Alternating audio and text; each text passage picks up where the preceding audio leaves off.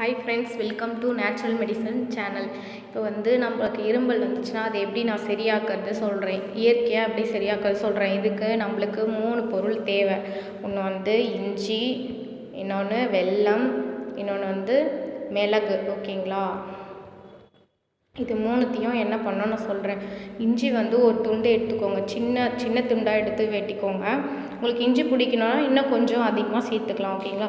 ஒருத்தருக்கு மட்டும் இருமல் வந்துச்சுன்னா கொஞ்சம் சின்ன துண்டு, 2-3 பேருக்கு நிறைய பேர் குடிக்கணும்னா கொஞ்சம் எக்ஸ்ட்ராவாக போட்டுக்கோங்க. அதே மாதிரி வெல்லமும் உங்களுக்கு எவ்வளோ தேவையோ அவ்வளோ போட்டுக்கோங்க.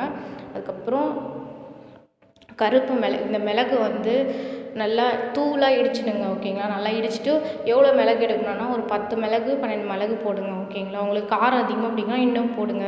இன்னும் நல்லது, மிளகு சேர்த்தா ரொம்ப நல்லது. ஓகேங்களா?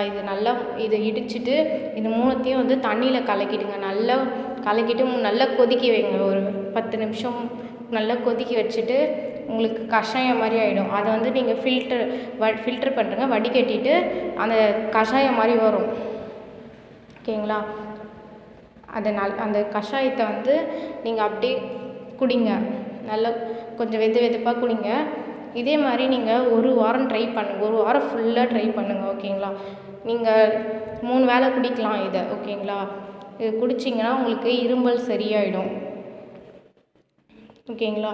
சின்ன பசங்கள்லேருந்து வயசானவங்க இருக்க கூட குடிக்கலாம். இது ரொம்ப நல்லது. நீங்கள் இருமல் கம்மியாக இருந்ததுன்னா ஒரு 2-3 நாள் நல்லாயிடும். நல்லா வறட்டு இருமல் அந்த மாதிரி இருந்ததுன்னா நல்லா தொடர்ந்து குடிச்சிக்கிட்டே இருங்க. உங்களுக்கு தெரியும். நீங்கள் ஒரு ரெண்டு வேளை குடிங்களா, அப்பயே தெரிஞ்சிடும் இருமல் அடங்கிறது. உங்களுக்கு இந்த வீடியோ பிடிச்சிருந்தா லைக் பண்ணுங்கள், ஷேர் பண்ணுங்கள், கமெண்ட் பண்ணுங்கள், மறக்காமல் சப்ஸ்கிரைப் பண்ணுங்கள். தேங்க்யூ.